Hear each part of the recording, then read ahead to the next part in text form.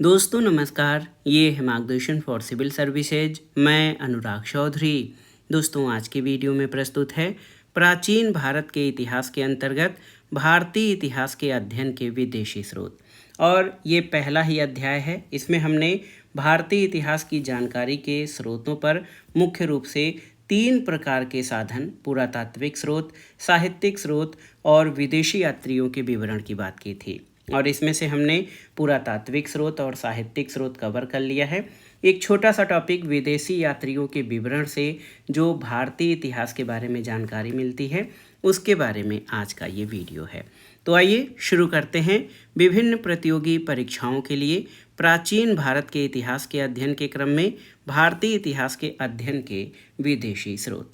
दोस्तों आप जान लीजिए कि समय समय पर भारत आने वाले विदेशी यात्रियों ने भारत के बारे में जो विवरण दिया है, उससे भारतीय इतिहास को जानने में मदद मिलती है। और ये जो प्राचीन भारत के इतिहास के लिए विदेशी यात्रियों के स्रोत हम पढ़ेंगे, उनमें मुख्य रूप से तीन देशों के यात्री प्रमुख हैं। एक तो आपका है यूनानी यात्री। देखिए, एक हैं यूनानी यात्री और उनके विवरण। दूसरा जो है वो हैं चीनी यात्री, इनसे भी भारतीय इतिहास के बारे में जानकारी मिलती है। और तीसरा जो है वो अरब के यात्री यानी अरबी यात्री। तो ये जो यात्री हैं दोस्तों, इनसे भारतीय इतिहास को जानने में या तत्कालीन भारत की स्थिति के बारे में जानकारी के लिए हमारे पास बहुत ही महत्वपूर्ण सामग्री है। दोस्तों यूनानी लेखक जो हैं, उनमें सबसे प्राचीन लेखक टेसियस और हेरोडोटस हैं। बहुत ही महत्वपूर्ण है।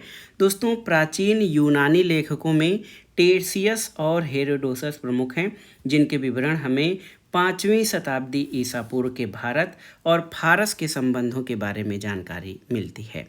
तो यूनानी यात्रियों के बारे में सबसे पहले विवरण जानते हैं। यूनानी यात्रियों से जो भारतीय इतिहास के बारे में जानकारी मिलती है, तो यूनानी यात्रियों से जो जानकारी मिलती है उसके बारे में आइए जानते हैं।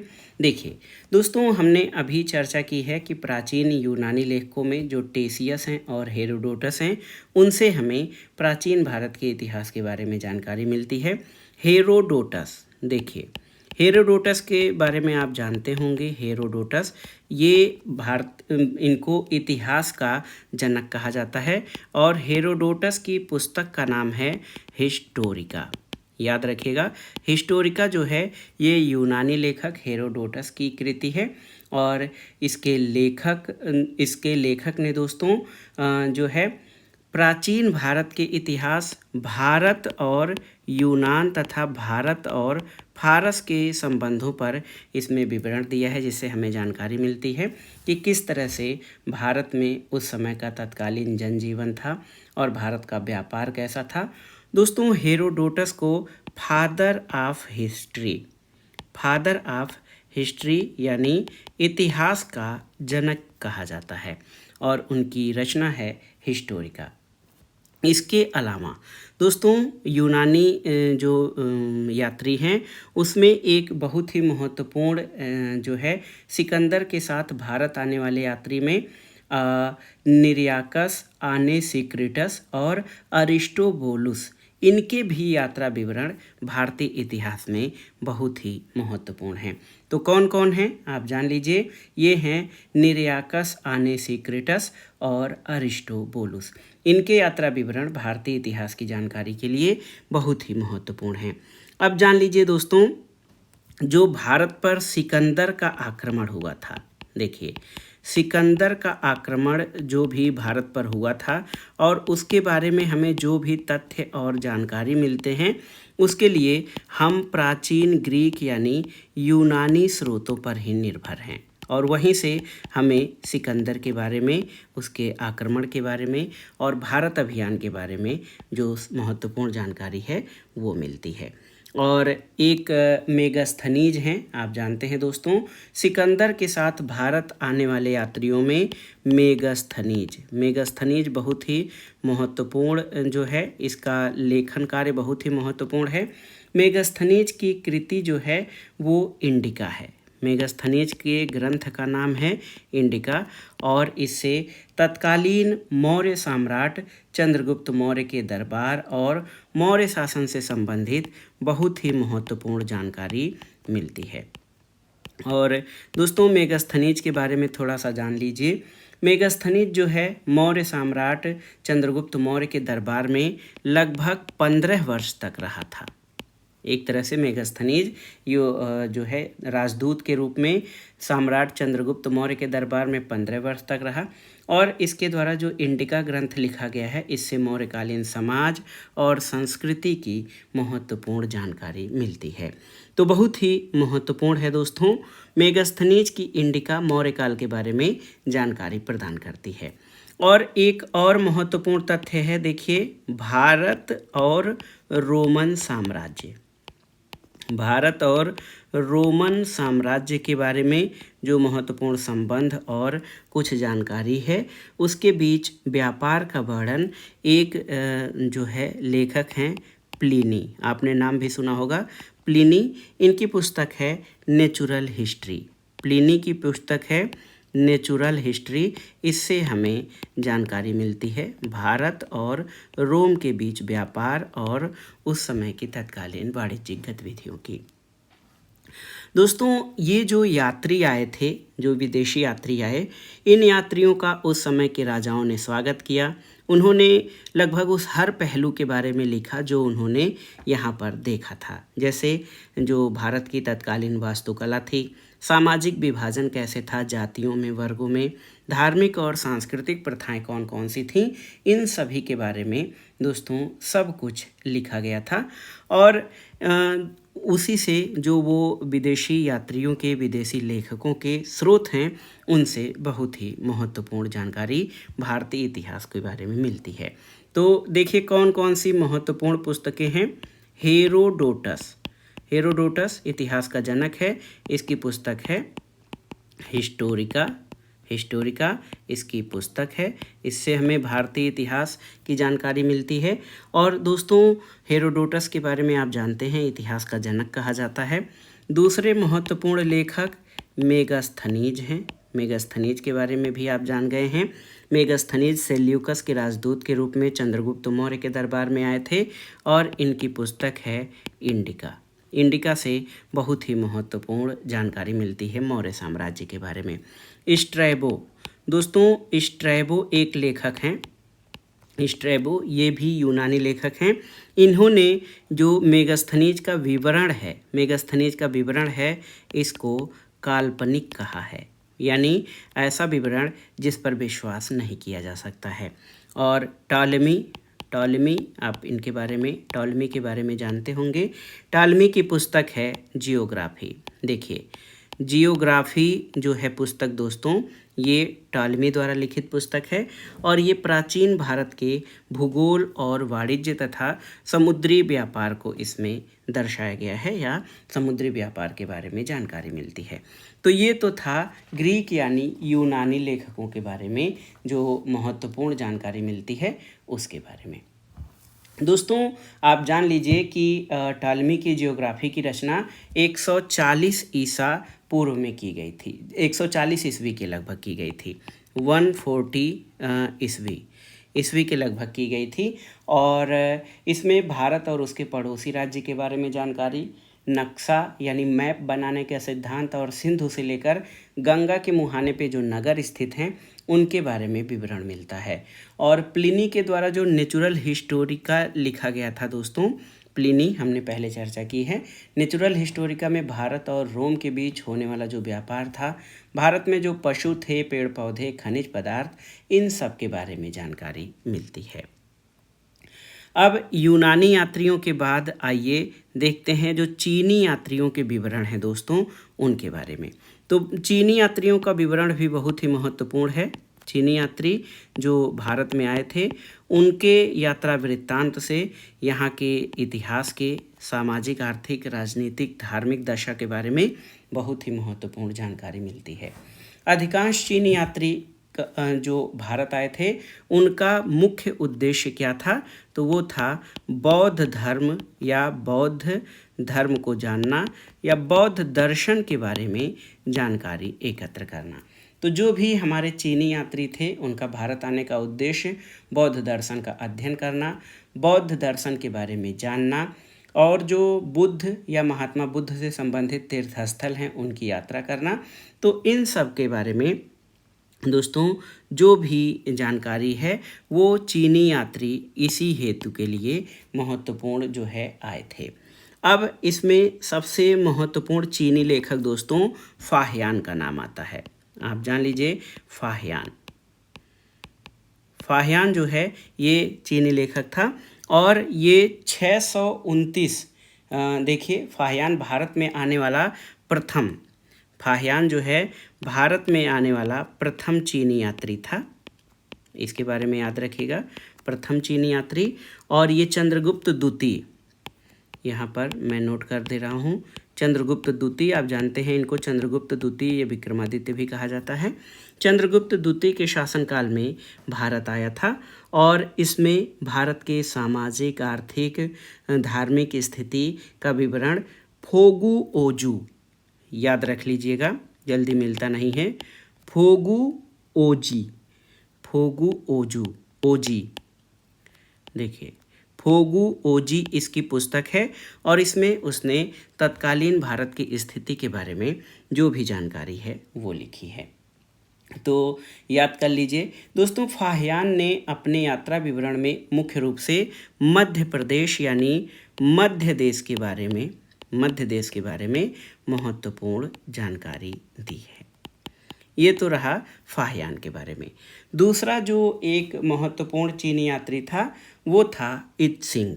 इत्सिंग का जो यहाँ पर यात्रा का समय था 671 से 693। इत्सिंग के बारे में जान लेते हैं। इत्सिंग दोस्तों इसका जो समय था 671 से 693 ईस्वी। तो इसने इस समय भारत की यात्रा की थी और इसने प्रसिद्ध बौद्ध भिक्षुओं की आत्मकथाएं लिखी। नालंदा और विक्रमशिला विश्वविद्यालय का विवरण जो है इत्सिंग के विवरणों में मिलता है। और आप जान लीजिए कि नालंदा और विक्रमशिला जो विश्वविद्यालय थे ये प्राचीन बौद्ध अध्ययन और बौद्ध दर्शन के केंद्र थे। 7वीं सदी में इसने भारत की यात्रा की और दोस्तों इसने भारत की तत्कालीन वेशभूषा, खान पान के बारे में भी बहुत ही महत्वपूर्ण ढंग से विवरण दिया है। एक हैं दोस्तों इसके अलावा फाहियान और इत्सिंग के अलावा एक और यात्री हैं संगयुन एक यात्री हैं संगयुन। देखिए संगयुन ये भी एक महत्वपूर्ण चीनी यात्री थे और ये 518 ईस्वी के करीब भारत आए थे। इन्होंने भारत में 3 वर्ष तक प्रवास किया था संगयुन ने और 3 वर्षों तक प्रवास के दौरान बौद्ध ग्रंथों की प्रतियां मुख्य रूप से एकत्र किया था। और इसके अलावा जो और चीनी यात्री रहा उसमें आप जानते हैं वेनसांग हर्षवर्धन के समय में भारत आया था। उस समय हिंदू राजा हर्षवर्धन का शासन था। वेनसांग हर्षवर्धन के समय काल में भारत आया था और चीनी यात्रियों में सर्वाधिक महत्व वेनसांग को दिया जाता है और वेनसांग के बारे में कहा जाता है कि ये चीनी यात्रियों का राजकुमार था। चीनी यात्रियों का राजकुमार की संज्ञा वेनसांग को दी जाती है। ये आप तथ्य नोट कर लीजिएगा दोस्तों। इसमें आप जान लीजिए वेनसांग 16 वर्ष तक भारत में रहा था और 16 वर्ष तक अपने भारतीय प्रवास के समय उसने भारत के अनेक भागों की यात्रा की। 6 वर्ष तक वो नालंदा विश्वविद्यालय में अध्ययन किया और वेनसांग का यात्रा वृत्तांत किस नाम से जाना जाता है?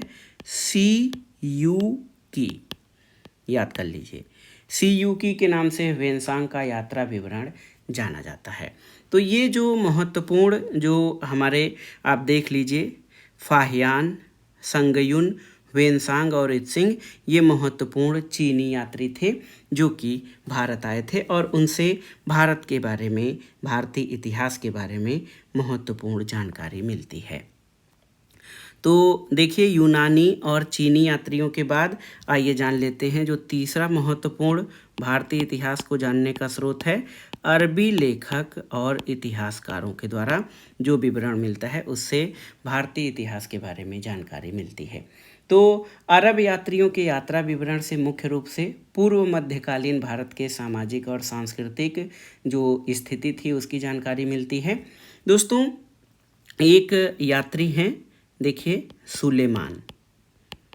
सुलेमान महत्वपूर्ण अरबी यात्री हैं और इन्होंने 9वीं शताब्दी में उत्तर भारत की यात्रा की थी।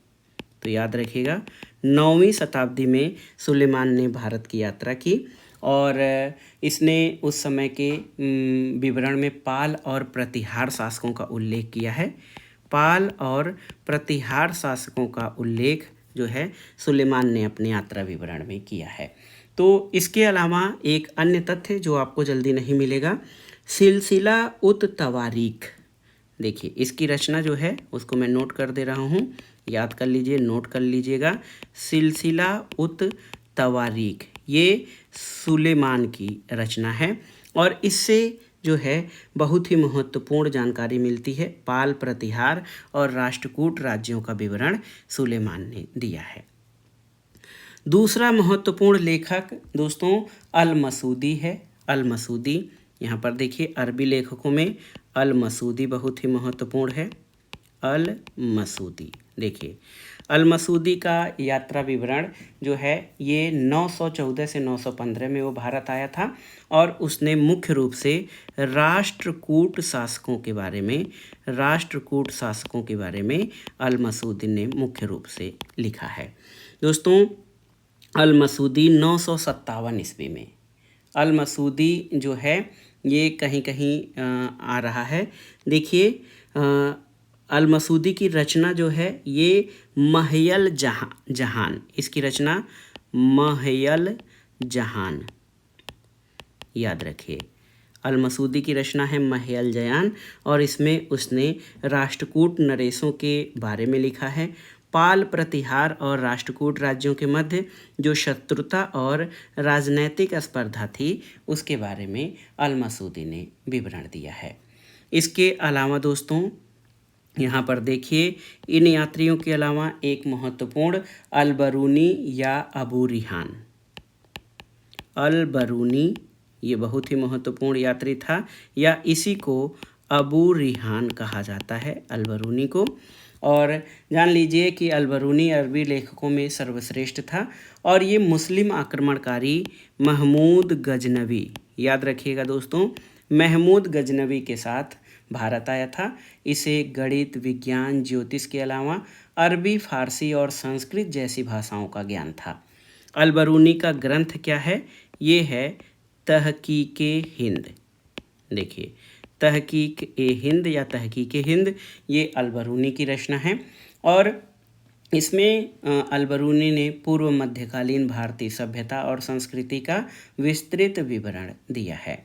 अल बरूनी के अलावा अल बिलादुरी, हसन निजामी, फरिश्ता, निजामुद्दीन आदि के उल्लेखों से भारतीय इतिहास के बारे में महत्वपूर्ण जानकारी मिलती है।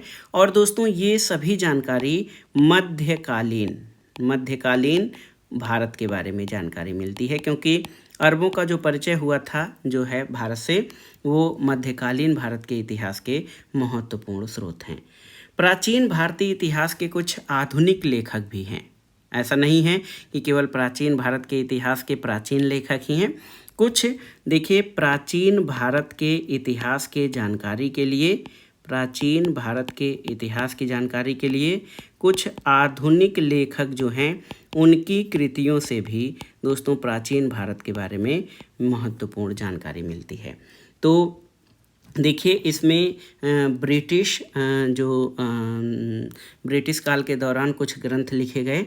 तो एक हैं सर विलियम जोन्स के बारे में आप जानते हैं। सर विलियम जोन्स जोन्स ने दोस्तों 1789 में अभिज्ञान शाकुंतलम का अंग्रेजी में अनुवाद कराया। 1789 में कालिदास की कृति अभिज्ञान शाकुंतलम का अंग्रेजी में अनुवाद कराया। और आप जान लीजिए जो ये प्राचीन संस्कृत में जो हमारे ग्रंथ हैं इनका विस्तार हुआ, फलक बढ़ा जब इंग्लिश में इसका अनुवाद हुआ या अंग्रेजी में अनुवाद हुआ तो यूरोपीय लोग भी इस ग्रंथ से परिचित हो पाए। इसके अलावा दोस्तों 1785 में एक लेखक हैं विल्किंस ने दोस्तों भगवत गीता का अंग्रेजी में अनुवाद किया। भगवत गीता का अंग्रेजी में अनुवाद किया था विल्किंस ने, और इससे भी भगवत गीता के बारे में भी यूरोपीय लोगों को जानकारी मिली। इसके अलावा विंसेंट आर्थर स्मिथ एक लेखक हैं, Vincent Arthur Smith V.A. Smith. इनकी पुस्तक का नाम कभी कभी परीक्षा में पूछ सकता है। विंसेंट आर्थर स्मिथ ने अपनी पुस्तक early history of India, Vincent Arthur Smith की पुस्तक है अर्ली हिस्ट्री ऑफ इंडिया। इसमें इन्होंने प्राचीन भारत के बारे में विस्तृत रूप से बहुत ही अच्छे ढंग से लिखा है। इसके अलावा भारतीय लेखकों में दोस्तों आप जान लीजिए कि प्राचीन भारत के इतिहास को जानने के लिए एक लेखक हैं अपने डी कौशाम्बी की रचना है an introduction to the study of Indian history. ये एक उत्तम स्रोत है। An introduction to the study of Indian history. तो ये कृति डी कौशाम्बी की प्राचीन भारत के इतिहास को जानने का महत्वपूर्ण स्रोत है। और यहाँ से भी दोस्तों जो है प्राचीन भारत के या भारत के इतिहास के बारे में महत्वपूर्ण जानकारी मिलती है। तो ये वीडियो यहीं पे छोटा सा वीडियो था क्योंकि पिछले वीडियो में काफ़ी लंबा हो जा रहा था, इसलिए हमने साहित्यिक स्रोतों में जो धर्मेतर साहित्य, लौकिक साहित्य, इन सभी की चर्चा की थी। उसमें विदेशी यात्रियों का विवरण इसमें हम नहीं कवर कर पाए थे, लेकिन इस वीडियो में हमने सामान्य तौर पर जो भारतीय इतिहास को जानने के विदेशी यात्रियों के विवरण के स्रोत हैं उसके बारे में जाना। इसमें हमने यूनानी यात्री, चीनी यात्री और अरबी यात्रियों के विवरण जाने। इसके अलावा दोस्तों आप जान लीजिए रोमन लेखक था प्लिनी, इनकी रचना नेचुरल हिस्ट्री। इसमें भारत और इटली और रोम के बीच होने वाले व्यापार का इसमें वर्णन किया गया है। तो दोस्तों प्राचीन भारत के इतिहास का ये जो पहला अध्याय है इसको हमने कवर किया। ये बहुत ही महत्वपूर्ण था प्राचीन भारत के इतिहास के क्रम में। अब आगे के वीडियो में हम प्रागैतिहासिक संस्कृति को एक क्रम से कवर करेंगे कि किस तरह से जो है इतिहास का अध्ययन प्रागैतिहासिक संस्कृति से होकर आगे जो है ऐतिहासिक संस्कृति, और जिसमें जो हमारा पाषाण काल है, नवपाषाण काल है, पूरा पाषाण काल, इन सभी के बारे में हम आगे के वीडियो में पढ़ेंगे और किस तरह से भारतीय इतिहास के अध्ययन और क्रम का विस्तार हुआ। उसके बाद हम लोग सिंधु सभ्यता और वैदिक संस्कृति की तरफ आगे बढ़ेंगे। तो ये वीडियो बहुत ही महत्वपूर्ण है। आपको कैसा लगा हमें कमेंट बॉक्स में ज़रूर बताइएगा। वीडियो को लाइक करें, शेयर करें और इस चैनल मार्गदर्शन फॉर सिविल सर्विसेज को सब्सक्राइब करें। दोस्तों किसी अन्य टॉपिक पर आप हमसे शॉर्ट वीडियो अगर जो चाहते हैं तो मैं कोशिश करूंगा कि उस पर भी आपको ये वीडियो बना दिया जाए। शॉर्ट वीडियो, छोटे छोटे टॉपिक, अगर आपको कोई टॉपिक में कोई समस्या है, समझ में नहीं आता है तो उसके बारे में भी हमें बताइएगा, चाहे वो किसी भी टॉपिक के हों, इतिहास, भूगोल, राज्य व्यवस्था, सामान्य ज्ञान का कोई टॉपिक या किसी भी क्षेत्र से संबंधित कोई जानकारी हो तो आप हमें कमेंट बॉक्स में लिखिएगा। उसमें हम प्रयास करेंगे कि आपको सही और सटीक जानकारी दी जाए। तो आगे के वीडियो में दोस्तों हम प्रागैतिहासिक काल के बारे में जो महत्वपूर्ण जानकारी है, प्रागैतिहासिक इतिहास या प्रागैतिहासिक काल, प्रागैतिहासिक संस्कृति, उसके बारे में जो है महत्वपूर्ण तथ्यों को कवर करेंगे, जो आपके आगामी विभिन्न परीक्षाओं के लिए बहुत ही उपयोगी होगा। आज का वीडियो यहीं पर समाप्त होता है। वीडियो को लाइक करें, शेयर करें और इस चैनल मार्गदर्शन फॉर सिविल सर्विसेज को सब्सक्राइब करें। वीडियो देखने के लिए धन्यवाद दोस्तों।